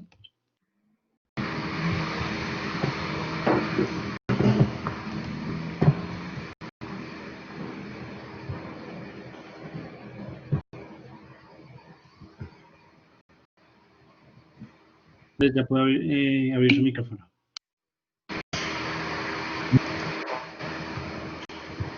Si hay una interrupción es que quería preguntar, que disculpe la molestia, es que quería preguntar si era como más importante en el mundo como en sí, el entorno laboral de digital, con la animación 2D o 3D. Sí, mira, están como en diferentes, o sea, por más que las dos forman parte del mundo de los videojuegos, en los videojuegos de consola la animación 2D está más como orientada a los momentos entre que pasás del juego a los menús. Como que no hay no pasa como, o sea, ¿cómo te lo explico? Como está más limitado a una animación tradicional como de presentación, ¿no? La animación 2D está orientada más a las presentaciones de personajes, a las presentaciones del juego, a la animación de las interfaces y de todos esos elementos. En cambio, la animación 3D está más orientado al gameplay, al desarrollo de los juegos. En general, la mayoría de los videojuegos de consola hoy en día están hechos en 3D, hay muy pocos en 2D, hay algunos todavía, pero es como que incluso los que se ven en 2D, que suele ser una aventura gráfica, digamos, clásica, que vas, no una aventura gráfica, un arcade, parece que es 2D, pero ya está hecho, ya los hacen hasta en 3D con efectos de 3 dimensiones. Entonces el 2D empieza a ser un poco más desplazado y está mucho más presente en los videojuegos de mobile. O sea, realmente como la demanda de videojuegos mobile creció un montón, casi hay demanda de los dos roles, un montón de demanda de los dos roles, pero están como en diferentes áreas. Los animadores 3D están más orientados a trabajar en videojuegos de consola y los animadores 2D están más orientados a videojuegos mobile. Voy a ir leyendo algunas preguntas más. ¿Cuál de todas las fases se debería hacer primero? Historia, diseño, programación, interfaces, etc. Esa es una muy buena pregunta porque hay como un orden que debería ser que uno primero tiene que tener la idea y armar cómo va a ser este juego y atravesar todas las etapas de UX y de diseño, que cuando llegan a la etapa de programación, el juego ya está todo pensado, entonces los programadores simplemente se tienen que sentar y programarlo. Eso, el mundo ideal debería ser así y se podría respetar ese, pero la realidad es otra. O sea, cuando uno empieza a dibujar, a hacer un videojuego, trata de seguir esa lógica, pero esa lógica siempre tarde o temprano se termina desordenando. Cuando uno empieza a pensar en un videojuego, muchas veces está pensando en todas las cosas a la vez. Está pensando en qué estilo de diseño va a tener, en qué estilo gráfico, en qué idea le gustaría hacer. En general, muchas veces cuando uno desarrolla un videojuego quiere hacer algo nuevo, ¿no? En general no dice voy a hacer un juego para copiarme este otro. Entonces cuando uno tiene que hacer algo nuevo, los programadores tienen que entrar en esa etapa y decir, che, bueno, esto nuevo que vos querés hacer, ¿se puede hacer o no se puede hacer? Y empieza a probar. Entonces, los juegos empiezan a arrancar con un poquito de cada una de estas cosas. Empiezan con un poco de historia, un poco de diseño, empiezan a programar, empiezan con un poco de experiencia de usuario, y hacen como una iteración rápida para ver si esta idea más o menos funciona. Y después la van mejorando y la van completando. A mí me pasó de trabajar tanto en empresas grandes como en empresas chicas, y nunca me pasó que realmente se respete la etapa en un orden tan estricto. Por más que siempre lo primero que hay es como una idea, casi todas las áreas empiezan a entrar en juego muy rápidamente. Lo que se empieza a hacer es eso, tratar de esa idea que uno tiene e ir mejorándolo y mejorándolo y mejorándolo cada vez más, y a veces eso empieza a hacer que uno tenga que aplicar esas cualidades que suele saber al principio, y hay que tener paciencia, hay que tener persistencia, porque las cosas muchas veces no funcionan, no se ven como uno espera, las tiene que volver a hacer. Los programadores quieren ponerse a programar algo, lo arman, todo funciona, el producer se da cuenta que la idea quedó mal y les hace volver a cambiar todo y lo tienen que hacer de nuevo. Es como que, por más que como en un nivel bajo hay un orden lógico que debería ser la historia, el diseño, el UX y la programación, muchas veces eso se desordena, se superpone, y todo vuelve como a empezar y genera un montón de discusiones, de peleas, de retrasos. Hay una linealidad que uno a veces espera que no sucede. O sea, quizás uno, si compara otras disciplinas como el cine, uno podría decir que está todo más organizado, que hay un guión, que hay una linealidad que se va a respetar, pero en los videojuegos no pasa eso. O sea, no pasa. Yo creo que no pasa un poco por esto de que cuando uno hace un juego, está haciendo una experiencia interactiva, que no siempre tiene los resultados que uno espera cuando tiene esa idea. Entonces, mismo pasa que mientras se está desarrollando la idea, aparecen cosas nuevas. Cuando aparecen cosas nuevas, uno dice, bueno, las voy a guardar por otro juego, las quiere integrar en este juego. Entonces eso hace que todo se ordene y se desordene todo el tiempo. Nada, es una historia infinita. ¿Qué opinas de la realidad virtual? Es complicado de hacer. Esta pregunta también es muy interesante porque es como la novedad en los videojuegos. Todo apunta a que los próximos videojuegos van a ser tratados en realidad virtual, porque el siguiente paso. Es muy difícil de hacer la realidad virtual si uno la quiere hacer desde cero, digamos. Pero como pasa con muchas de estas tecnologías, ya vienen como prearmadas, ya vienen como preparadas para que cualquiera las pueda usar. Por ejemplo, los casos más normales son los de realidad aumentada, que hay programas, sinceramente no recuerdo los nombres, pero que ya tienen como todo medio prearmado para que uno elija una marca y pueda ubicar un modelo 3D. Entonces, si uno tiene una empresa mediana o chica, puede utilizar todos esos programas para poder utilizar esa tecnología. Quizás los videojuegos que se usan de ese modo son un poco más parecidos, y cuando uno empieza a jugar a juegos de grandes empresas va a notar diferencias consistentes en eso. Pero no es una tecnología a la cual tenerle miedo, por eso que les dije. Uno puede acercarse con muchos programas que ya medio que eso lo tienen como prearmado para después utilizar.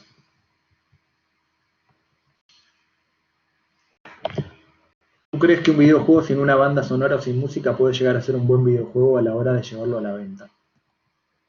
Yo creo que sin una banda de sonido y sin música puede ser, o sea, no es algo fundamental, pero no sin sonidos. O sea, creo que hacer un videojuego y no agregarle sonidos, aunque sea de un banco de sonidos, está haciendo que la experiencia sea menos enriquecedora. Si uno tiene que jugar a un juego con sonido y uno sin sonido, va a preferir jugar a un juego con sonido. Hay programas que personas pueden crear música sin saber absolutamente nada. Eso es muy relativo. Lo que puede pasar con todos estos programas que nos ayudan a crear música o a crear videojuegos es que nos ayudan desde un punto de vista repetitivo y van a hacer siempre cosas que se van a parecer entre sí y a otras. Creo que la gran riqueza de los que se dedican a hacer música o a hacer videojuegos es buscar siempre un punto de innovación, de creatividad, donde pueda ofrecer algo nuevo y distinto. Porque cuando uno se va a acercar a un juego, espera en algún punto ser sorprendido y ser entretenido, no va a ser siempre lo mismo. ¿Qué tan difícil es resaltar y ser exitoso en el mundo de los indies? Es muy difícil, o sea, es muy difícil, básicamente porque en un principio, si uno se ponía a hacer videojuegos hace quizás unos 10 años, era un poco más fácil porque había menos competencia y las cosas había que hacerlas muy desde cero, entonces realmente era complicado de hacer, pero se podía, si uno tenía un producto bueno, era más fácil ser reconocido. Hoy en día eso es más difícil porque hay muchos, me imagino que muchos de ustedes conocen el Unity. El Unity tiene muchas partes prehechas de juego donde uno puede prearmar un juego y rápidamente tenerlo funcionando. Pero eso hace, como les dije antes, que todos los juegos se parezcan. Entonces es más difícil resaltar. Hay mucha cantidad. O sea, hay una realidad que pasa hoy en día con Internet que hace que los contenidos parezcan que son más libres, más accesibles. Parece que cualquier persona puede hacer música y subirla a YouTube, hacer un videojuego y subirlo a Steam, hacer un podcast y subirlo a Spotify, pero todos esos contenidos no siempre son buenos, hay muchos contenidos mediocres, pero lo que pasa es que están ahí, entonces cuesta mucho más tiempo llegar a esos buenos contenidos porque antes de encontrar un buen juego, uno tienen que jugar un montón de malos juegos hasta que uno le recomiendan un juego y dicen este está bueno y la recomendación empieza como a entrar en escena y es muy importante. Pero también hay muchos juegos haciendo publicidad, quizás no están tan buenos, entonces el mundo indie tiene muchos menos recursos y el recurso más valioso que le da es la recomendación. Pero también pasa con la recomendación que uno no conoce tanta gente y la gente muchas veces está jugando otros juegos que son más conocidos, entonces incluso poco a poco se empieza como a perder. Hoy en día, si uno hace juegos indie, es muy difícil de lograr un éxito, aunque bueno, muchas veces uno escucha historias que a alguno le fue bien y que hay juegos exitosos que los hicieron pocas personas o que estaban aprendiendo, pero son los menos hoy en día.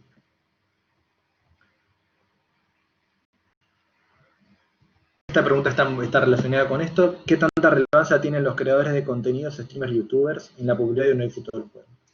Hoy en día, si uno, es una realidad el tema de YouTube, si uno no, cuando desarrolla un videojuego, sea indie, o sea una gran empresa, no tiene en cuenta la publicidad, la popularidad de estos canales de redes sociales, se está perdiendo una parte. O sea, es un medio que ya está muy instalado.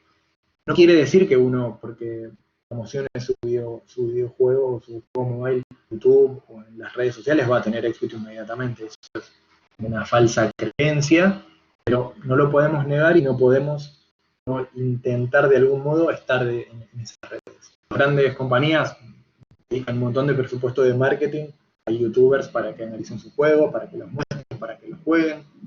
Hoy en día hay un fenómeno que para mí es el más raro de todos, es que hay personas que en vez de jugar un juego, ponen videos de otras personas para ver cómo juegan. Y quizás uno puede pensar, bueno, lo hacen para aprender a jugar mejor. Pero no, algunas personas aprenden y otras simplemente se dedican a ver cómo otras personas juegan y se divierten haciendo eso. Entonces, si uno tiene un videojuego y no tiene en cuenta que eso es algo, un fenómeno que pasa, está perdiendo un canal. Entonces yo creo que es muy importante intentar de algún modo entrar en el mundo de las redes sociales, sea con un streamer o un youtuber, o por su cuenta. Quizás uno hace un juego indie, cuando lo termina de hacer, le tiene que dedicar un tiempo a entrar en YouTube y hacer un canal de su juego en YouTube. Porque eso hace que, o sea, como que nos da la posibilidad de poder promocionar nuestro juego de un modo más económico y más versátil y más rápido. Entonces, preparar nuestro juego para que pues poder ponerlo en las redes sociales, esa es una estrategia que habría que hacer.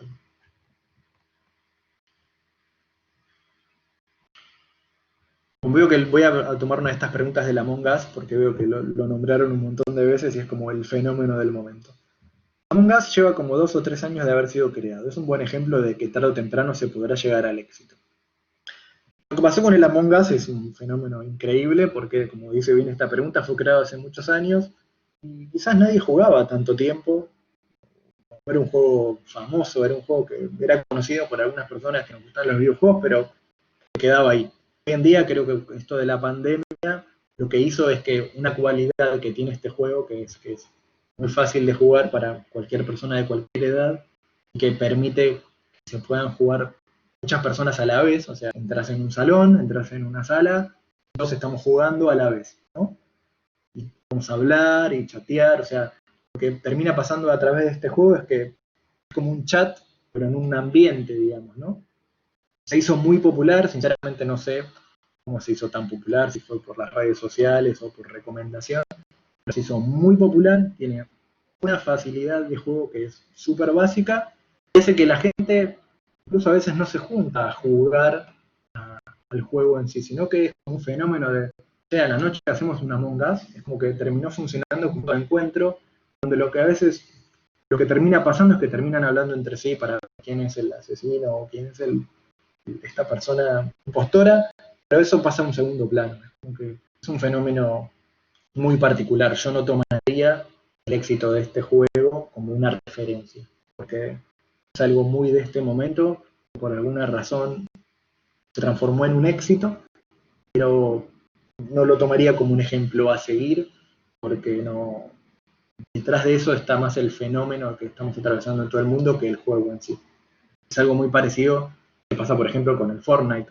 El Fortnite también permite esa interactividad. Yo veo muchos son sobrinos y chicos jugando ese juego, que más que nada van porque se juntan a jugar, a charlar y a hablar y a hacer cosas. Son juegos que es como que abren un mundo, pero no hay un objetivo concreto, pero además hay un montón de otras cosas para hacer y un montón de posibilidades. Entonces cada uno encuentra algo para hacer en ese videojuego porque hay tanta libertad que lo permite a uno en cierto modo expresarse. Uno puede sumarse para jugar, para hablar, para crear un escenario, para... El Among Us incluso tiene como pequeños objetivos que no tienen que ver con el objetivo principal del juego y hicieron que se transforme en un éxito. Claro, acá lo dicen. Lo que impulsó también el Among Us fue el streaming y el Discord. Muchas veces pasa con los videojuegos lo mismo que pasa con otras disciplinas como la música y las películas. No necesariamente porque haya un gran presupuesto o haya una gran estructura detrás, un juego va a ser más o menos famoso. Sinceramente, muchas veces no se sabe por qué una película es exitosa. O sea, hay un montón de películas que tienen una producción terrible y pasan al olvido, y con los videojuegos pasa lo mismo. A pesar de no ser el número uno, las ventas ya se realizaron y el esfuerzo se recompensó monetariamente a los creadores. No es lo mismo, ¿no? O sea, no siempre hay que medir el éxito de un videojuego por su éxito económico. O sea, es algo que si uno tiene, o sea, es algo, yo esto lo voy a comentar porque es algo que está bueno. Yo hace un tiempo tenía una compañera de trabajo que ya siempre estaba dudando de si se dedicaba o no al mundo de los videojuegos, ¿no? Estaba entre, bueno, me gusta, no me termina de atraer, ¿qué hago? O sea, muchas veces tiene que ver con lo que a uno le gusta, o sea, a uno le puede gustar mucho jugar videojuegos, pero no es lo mismo jugar videojuegos que hacer los videojuegos.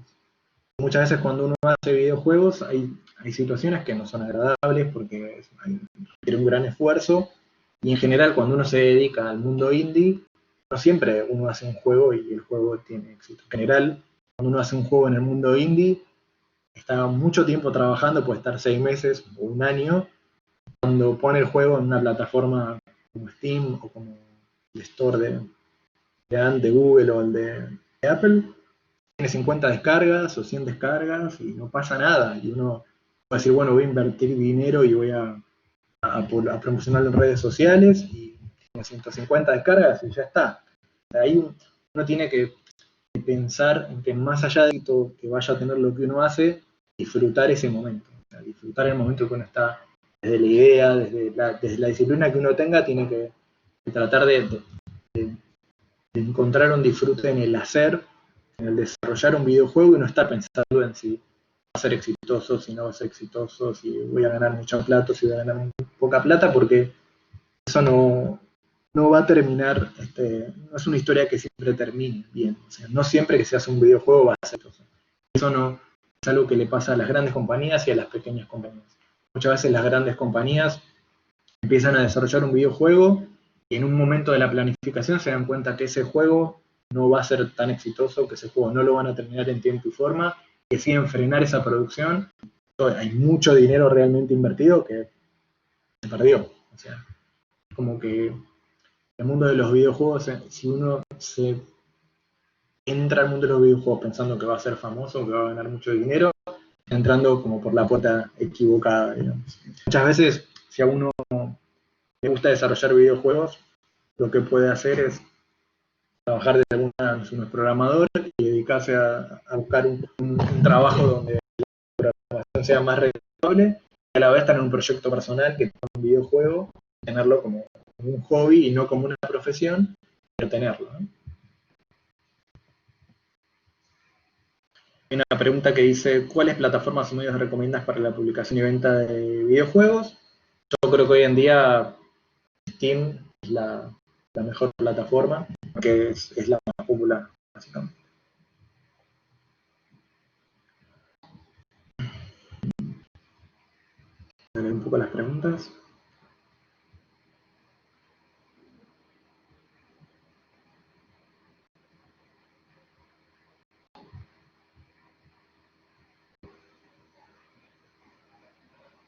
Esta es interesante también. ¿Qué tan difícil es colocar un juego online? Esta está relacionada un poquito con las redes sociales. Hoy en día lo más... Una vez que uno tiene el juego desarrollado, tiene un montón de posibilidades de ponerlo online, o de ponerlo en Steam, o de ponerlo en los diferentes marketplaces de los diferentes juegos. No es muy fácil. Sinceramente, no es una dificultad hoy promocionar el videojuego. Bueno, Raúl nos pregunta, ¿la animación 2D es algo que está relegado a videos solamente y a juegos de bajo presupuesto? No está relegado solo a eso, quizás cuando lo expliqué se entendió, sino que el 2D, o sea, está como una transición para mí hoy en día, porque el 3D, o sea, hay mucha diferencia cuando uno desarrolla un juego en 2D y un juego en 3D. Entonces, lo que termina pasando es que la tendencia es hacer juegos 3D, entonces el 2D empieza a quedar en un segundo plano.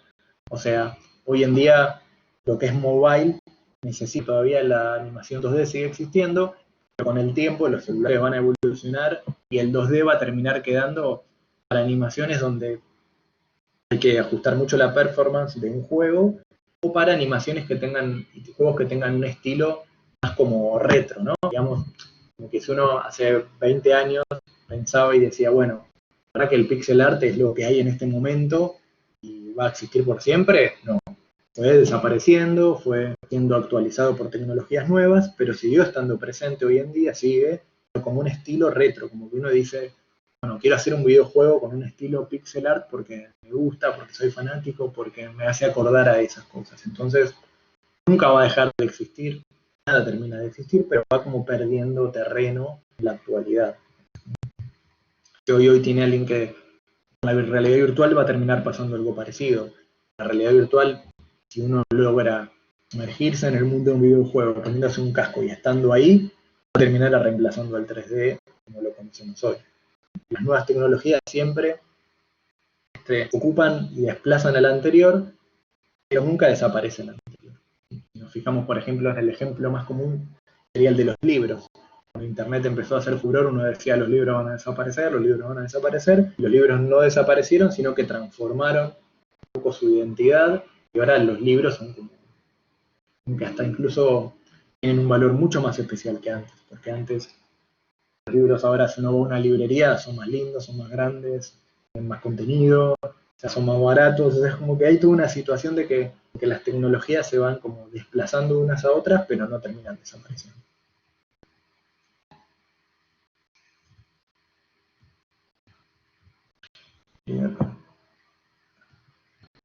¿Qué tanto afecta a la industria del gaming los prejuicios que aún se tienen sobre los videojugadores, principalmente en Latinoamérica o en algunos países más que otros? No sé cuáles son esos juicios, si quieren completar esa pregunta la puedo responder. ¿Qué consejos nos pueden dar para empezar en esta industria y cómo empezaste tú? Esa es una buena pregunta. Lo que yo les recomiendo es que de todos estos roles de los cuales hablamos, elijan. O sea, tienen que elegir uno que realmente les guste y tener tener en claro qué es lo que ustedes quieren. O sea, ustedes quieren trabajar en videojuegos, ¿por qué? Para desarrollar lo que ustedes hacen, porque simplemente les parece un ambiente informal, porque quieren ganar dinero. O sea, tienen que tener en claro por qué. Si lo que ustedes están buscando es un éxito más relacionado a lo económico, yo iría por buscar una profesión que tenga que ver con los puestos que son más solicitados hoy en día, que pueden ser los de planificación, los de technical artist, que son puestos donde no hay tanta oferta laboral, digamos, que son los puestos donde hay menos gente. Si uno lo que quiere hacer es desarrollar lo que uno sabe y ya tienen claro que le gusta ser programador, que le gusta ser animador o que le gusta ser diseñador, debería tratar de integrarse en uno de esos roles. Esto me da el pie para hablar de cuál es la diferencia entre trabajar en una compañía grande y una compañía chica. O sea, yo les diría que si quieren entrar en el mundo de los videojuegos, empiecen por un proyecto personal o una compañía chica. ¿Por qué? Porque eso les va a dar una visión más clara de todos los roles y de cómo interactúan los diferentes roles. En un proyecto chico, quizás hay menos de 10 personas, y uno va a conocer bien cómo se trabaja en su área y en las otras áreas. Y hay un proceso que es común a un videojuego chico o grande, que es este concepto que hablamos al principio de cómo hacemos que el juego sea entretenido, que el jugador se enganche, y qué es lo que entendemos cuando hablamos de jugar, y cómo aparecen los problemas de que cuando nosotros queremos representar ese modo de juego, realmente la persona sienta que está jugando, no que está pateando un círculo, en el caso del fútbol, pateando un circulito redondo con luz, ¿no? Es como que hay un límite entre cuando lo que uno está haciendo empieza a ser un juego y cuando no. Cuando logra que el jugador deja de ver lo que hay en la pantalla y realmente se siente que está haciendo lo que ese juego le dice. Entonces yo creo que empezar por un proyecto personal, lo que va a hacer es que quizás el producto final sea malo, sea horrible, pero que uno empiece a encontrar esos problemas que hay que solucionar.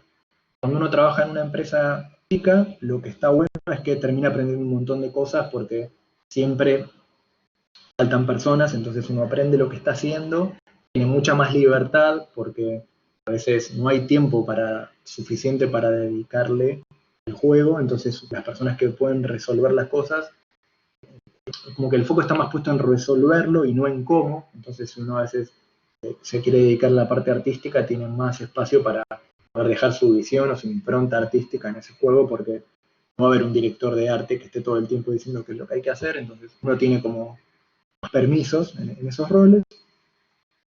Y una empresa grande lo que les va a dar es una estructura sólida donde va a encontrar tiempo para desarrollarse en su área de un modo profesional. Si nosotros entramos en una empresa grande, no estamos lo suficientemente preparados, aunque sea para una posición junior, no nos van a dar mucho lugar, vamos a terminar haciendo la peor parte del trabajo todo el tiempo, la exigencia va a ser alta, entonces no va a haber un espacio de aprendizaje quizás tan claro. Cuando uno entra en una empresa grande, ya habiendo transitado un poco el camino de un proyecto más chico, las posibilidades de crecimiento son mayores. O sea, muchas veces las empresas grandes se fijan mucho en lo que uno está haciendo y en cómo uno va evolucionando. Si uno entra y hace todo mal, es como que lo estigmatizan y ya queda, no, esta persona no funciona y yo le di este trabajo y no lo hizo bien. Entonces es bueno entrar a una empresa grande ya un poco más sólido. Y no sé si respondí un poco a tu pregunta. En eso es un momento. Santiago, ¿puedes abrir el micrófono, por favor?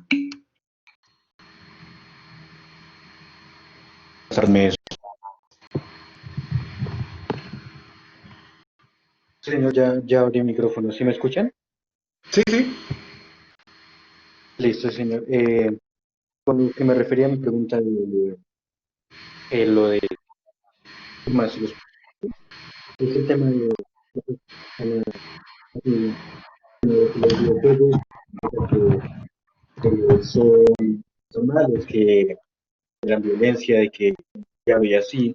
principalmente en LATAM. Incluso en algunos países se han unos noticieros dedicando a satirizar los juegos, que que sí, a decir que realmente no sirve para nada. Eso es mi pregunta con los prejuicios. Mira, se escuchó muy cortado. Si lo puedes escribir mejor, porque se escuchó muy cortado. Si lo puedes explicar en el chat, va a ser mejor. Porque se trabó mucho. Ahora sí, ¿no? Creo que ya ahora sí. Ahora se escucha un poco mejor, a ver. Con lo que me refiero de lo que estamos organizando muchísimo, eh, no sirven para nada. Eso es buen actos Ahora, todo eso. no, se escucha cortado, pero creo que lo entendí. O sea, vos te estás refiriendo a que algunos, si uno juega juegos muy violentos, los videojugadores van a ser más violentos o que hay ese tipo de prejuicios. ¿A eso te referís? Si querés contestarme en el Sí, chat. sí, señor, a eso. Bueno, Sí, a eso. eso es realmente un prejuicio, o sea, y podemos hablar horas y horas sobre este tema, es una pregunta muy interesante. Creo que lo que es algo que está mal enfocado desde el prejuicio mismo, porque uno juegue videojuegos violentos no va a ser más violento. O sea, yo fui una persona tranquila y cuando era chico jugaba un montón de juegos violentos y que estaba en la guerra. No, eso no me hace más violento, sino que es un espacio de juego. O sea, si a uno le gustan los videojuegos violentos, va a estar y va a estar en un juego de guerra, cualquier sea, hay un montón, va a centrarse en ese videojuego y cuando esté jugando va a ser una persona violenta, porque se puso en ese videojuego a jugar a la guerra, no va a estar tranquilo porque lo van a matar y va a perder rápido. Pero ¿qué pasa? Cuando esa persona sale, si es una persona normal, va a dejar lo que hizo en ese juego y ya está. No va a ser más violento porque jugó juegos de violencia. Hay personas, quizás sí son violentas, van a ser violentas durante ese juego y van a ser violentas afuera de ese juego, pero porque las personas son violentas. No creo que los videojuegos hagan que una persona que no es violenta sea violenta. O sea, si una persona le gusta la violencia, va a jugar videojuegos más tranquilos. Hay una oferta terrible de videojuegos. No, no va a transformarse en una persona violenta porque juega un videojuego violento. Sí creo que quizás en las personas que son violentas se van a ver estimuladas desde ese aspecto. Cuando terminan de jugar pueden quedar como sobreestimuladas en la violencia, pero también hay algo que pasa con los juegos, que en cierto modo logra un efecto terapéutico, que las personas violentas, quizás cuando están jugando un videojuego violento, canalizan esa violencia en el videojuego y queda ahí y no salen a la calle a pelearse con alguien. Porque ahí quizás estaría bueno escuchar a una persona que hable de este tema más desde el punto de vista de la psicología, ¿no? Yo hablo más desde el punto de vista de usuario, de jugador y de desarrollador, pero es un prejuicio nada más, porque es como que uno quizás en otro tipo de juegos sí puede fomentar un comportamiento, desarrollar una actividad. Por ejemplo, hay juegos como el SimCity, que es un juego muy viejo, juegos de estrategia, donde uno puede desarrollar un poco habilidades de estrategia en ese videojuego y algunas de esas estrategias las puede trasladar a la vida real. Pero los juegos de violencia, uno cuando termina de jugar no tiene una ametralladora en su placar y sale y mata a todo el mundo. O sea, en los países donde los videojuegos pueden desarrollar ese tipo de conductas, son países donde detrás de eso hay otros problemas sociales involucrados muchos más importantes, muchos más dañinos que un videojuego. O sea, sinceramente yo vivo en Argentina, que es un lugar bastante inseguro muchas veces, nunca escuché que una persona después de un asesinato haya dicho: yo estuve jugando a un juego guerra, vengo de jugar Doom, cuando terminé de jugar al Doom fui y asesiné cosas. Si con la cantidad de usuarios de videojuegos que hay, si fuese realmente un motivador o un impulsador de ese tipo de conductas, saldría mucho más a la luz. En general, las situaciones de violencia de las personas están estimuladas por otros problemas y no por jugar. Esa es un poco mi opinión.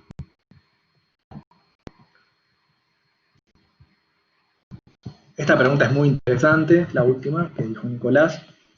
¿Para que los juegos online tienen mayor fuerza y están en tendencia? ¿Crees que la narrativa va a quedar en un segundo plano de menor importancia? Creo que no, al contrario. Creo que la narrativa cada vez más está tomando más protagonismo. Porque la narrativa es como el primer paso a meternos en el mundo de un videojuego. Sí, es cierto que la narrativa está más presente en los juegos que tienen que ver con aventuras gráficas, que a pesar de que hay narrativas, en muchos juegos la narrativa es más corta. Por ejemplo, en el Clash Royale, que es un juego mobile muy casual, uno puede decir, bueno, no hay una narrativa, uno elige sus cartitas y se pone a pelear con otro. Pero realmente hay toda una historia detrás, uno es un rey, tiene que ir creciendo, va progresando, va eligiendo diferentes personajes, se va sintiendo identificado con esos personajes. Siempre en los grandes juegos hay una narrativa. Cuanto más rica es esa narrativa, los jugadores se van a sentir más identificados y van a estar jugando más tiempo. Hace un rato vi una pregunta que no nombré, que uno dijo que jugó después de 2000 horas a un juego y después ya se aburrió. O sea, 2000 horas es un montón. Si es un juego logró que estés 2000 horas, es decir, que te enganchaste mucho con la historia. Si esa narrativa hubiese sido más grande, o más profunda o más amplia, hubieses estado más tiempo. Muchas veces creo que, un poco hablando de lo que estábamos hablando al principio de las áreas, tenemos el área de la programación, el área del armado del juego en sí, y el área de la idea. La narrativa está dentro del área de la idea. Es la que va a hacer que el juego se diferencie de otros. Ahora, cuando uno está programando o animando, siempre los animadores están siguiendo una tendencia, los programadores están resolviendo situaciones matemáticas, de lógica. La narrativa es lo que viene a ofrecer una idea nueva. En un momento las narrativas uno puede decir se van a acabar, porque ya hay juegos de lo que uno se le ocurre, juegos del espacio, de la naturaleza, de guerra, de fútbol, de carreras, de todo lo que uno se le ocurra hay un videojuego. Pero siempre aparece algo nuevo para hacer una nueva narrativa, para mezclar las narrativas. Es como pasa con las películas. Muchas veces las películas se parecen entre sí, pero siempre hay un determinado momento que aparece una tendencia nueva, aparece un tema nuevo, aparece una película nueva, con un tema nuevo. Y con los videojuegos siempre pasa lo mismo. Uno piensa que ya a nadie se le va a ocurrir nada nuevo, algo aparece. Siempre hay un disparador. A veces viene del lado de la tecnología o a veces viene del lado de, ¿cómo se llama esto? Del lado de las ideas o de lo que está pasando y aparece un juego nuevo.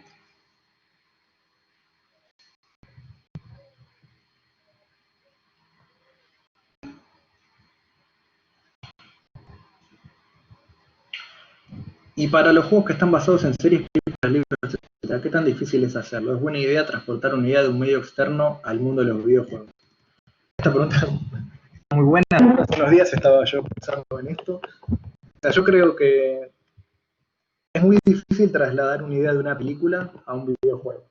Porque lo que suele pasar, más allá del trabajo que lleva a hacer eso, es que la narrativa se ve como afectada por la película, porque cuando uno va a jugar ese juego, es lo que me espera. Si uno, es muy difícil hacerlo, porque si uno, por ejemplo, sale el juego de la Guerra de las Galaxias, ¿no?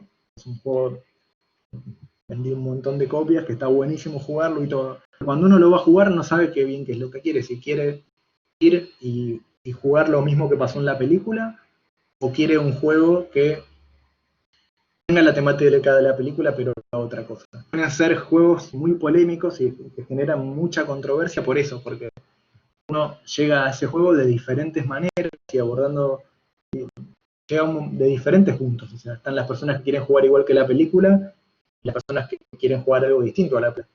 Entonces suelen recibir muchas críticas porque se genera mucho debate entre los mismos usuarios de qué tanto el juego se parece a la película o qué tan distinto es. Entonces termina pasando que el juego pasa a un segundo plano. En general los juegos que están relacionados a las películas suelen ser tan exitosos si uno los compara con los juegos que tienen una narrativa propia, digamos.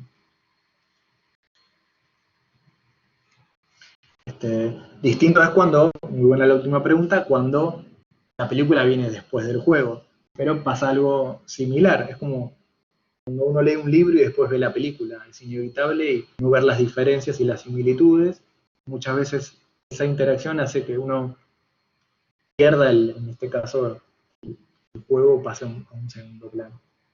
Creo que sí, es un tema también bastante polémico. Bueno, algo que ya queda un poquito para terminar, me gustaría decirles una cosita más que tengo acá anotada, que también tiene que ver un poco con la temática en general del evento, que es las nuevas tecnologías. El mundo de los videojuegos está muy asociado a las últimas tecnologías, pero no hay que dejarse llevar por eso y también pensar la historia de los videojuegos y en la tradición que hay detrás de cada disciplina, porque tanto sea la animación, la programación, el testeo, en todos los roles diferentes, siempre hay que tener en claro cuál es la esencia de eso que estamos haciendo, porque las tecnologías cambian todo el tiempo.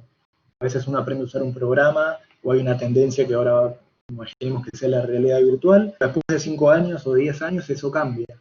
Muchas veces a uno le cuesta, cuando está estudiando, pensar a tan largo plazo. Uno tiene, no sé qué edad tienen ustedes, pero más o menos imagino que están entre los 20, 25, 30. Uno dice, bueno, ¿cómo te vas a imaginar en 20 años?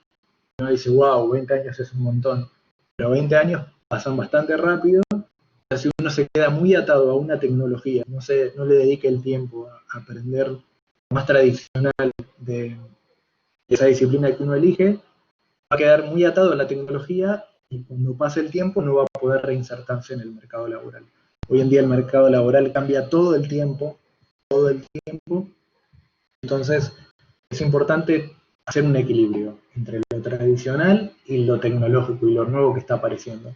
Tratar de ir siempre actualizándose. Eso pasa en el mundo de los videojuegos mucho más que en otras áreas, porque el mundo de los videojuegos es muy dinámico y muy cambiante, y está muy pendiente de la crítica. Entonces, los juegos se ponen de moda y todas las grandes empresas y las pequeñas quieren copiarlos y hacer lo que ellos hacen y van a buscar gente que sepa hacer eso.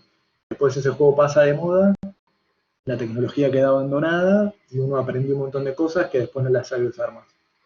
Pero si uno se concentra lo más esencial de una tecnología o de un lenguaje, sea la programación, la animación o el arte o lo que fuese, siempre se va a poder reinventar en el paso de los años. Entonces, para mí es muy importante que, más allá de la carrera que estén estudiando ahora, no se queden con la idea de que porque saben usar un programa, ya lo pueden resolver o que ya tienen todo solucionado.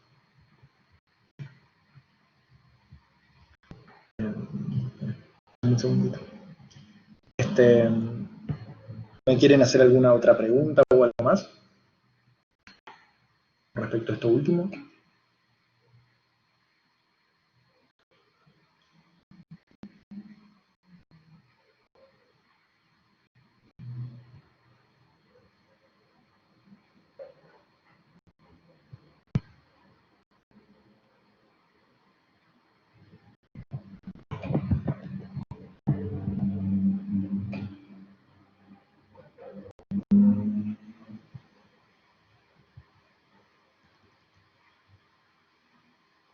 Bueno, acá me preguntan qué tan complicada es la curva de aprendizaje para aprender a hacer un videojuego.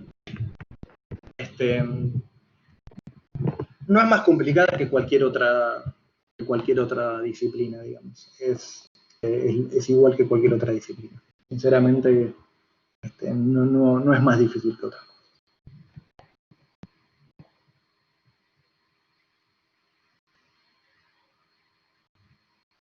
Esta última pregunta que dice, ¿las consolas infieren de alguna manera en los videojuegos? Esta es una muy buena pregunta también. En general, lo que suele pasar es que cuando aparece una nueva consola, siempre trae alguna novedad en cuanto al modo de juego, en cuanto a las posibilidades tecnológicas, a los joysticks. Entonces, de algún modo, como los que crean juegos siempre están buscando alguna innovación, tratan de tomar esas nuevas capacidades que ofrece la tecnología y integrarlas de algún modo al juego. Creo que el ejemplo más claro es cuando apareció la Wii. Antes los joysticks eran solo para los dedos y las manos. A partir de eso, de esa nueva tecnología, uno puede empezar a jugar más con el cuerpo. Entonces, de algún modo los juegos se tuvieron que reinventar. Algo muy parecido va a pasar con la realidad virtual. No va a ser lo mismo tener un casco y su pantalla inmerso dentro de un juego que estar frente a una pantalla central.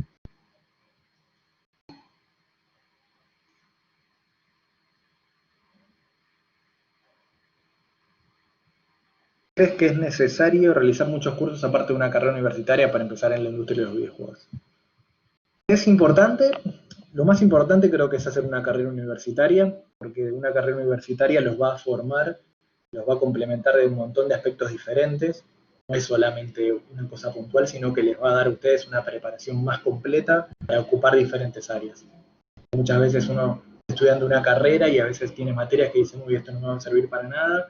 Cuando empieza a trabajar se da cuenta que sí servían esas materias porque le permiten, no sé cómo es el programa de ustedes, pero me imagino que debe haber materias complementarias que quizás no resulten tan directamente relacionadas a la carrera central, pero siempre ayudan porque cuando uno trabaja en equipo empieza a ver cómo funcionan un montón de cosas. Con respecto a los cursos, creo que también son importantes, pero se nota mucho la diferencia cuando uno trabaja con alguien que solamente hizo cursos y no estudió en la universidad, cuando una persona estudió más en la universidad y después hizo cursos. Creo que la universidad es la base. Uno, si puede hacer cursos, está bueno porque se puede ir actualizando, pero nunca van a superar lo que es una carrera universitaria. También hay algo muy que está bueno dar esta pregunta, es que hay mucha gente que trabaja en el mundo de los videojuegos que es autodidacta. No estudió ni en la universidad ni estudió en ningún curso, sino que se puso a probar, a practicar, a jugar, a programar por su cuenta, y de ese modo despertó esa pasión y entran en el mundo después a trabajar, porque como hay una gran demanda de puestos laborales, se busca gente que a veces no esté tan capacitada. Pero siempre hay un punto que esa persona tiene que capacitarse de algún modo, porque si no queda como estancada.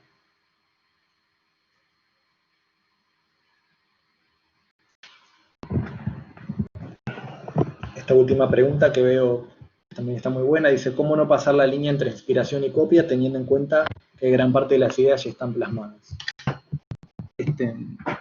Es muy difícil no copiar algo, porque muchas veces uno cae en el lugar y dice, bueno, está todo inventado, ya, ¿cómo vamos a innovar si está todo inventado y no tenemos presupuesto, no tenemos tantos recursos?